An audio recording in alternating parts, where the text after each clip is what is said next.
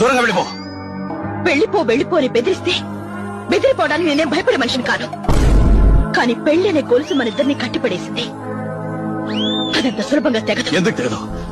వివాహ జీవితం కాలడం ప్రారంభించాక విడాకులు పెట్టుకోవడం చాలా చాలా మంచిది.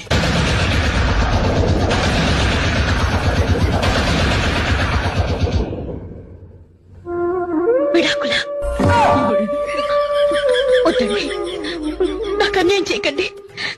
నా జీవితాన్ని బజారు పాలు చేయకండి అంటూ గడగడ వణుకుతూ కన్నీళ్లతో మీ కాళ్ళని కడుగుతాననుకున్నారా? మీ గూళ్ళ ధనం రాసురాసులుగా ఉండొచ్చు, కానీ నా గుండెల్లో అభిమాన ధనం పర్వతంలా ఉంది. ఈ మేఘన ప్రాణాలైనా వదులుతుంది గాని పాదాల్ని మాత్రం పట్టదు. Very good. అయితే రేపు కోర్టులో కలుద్దాం.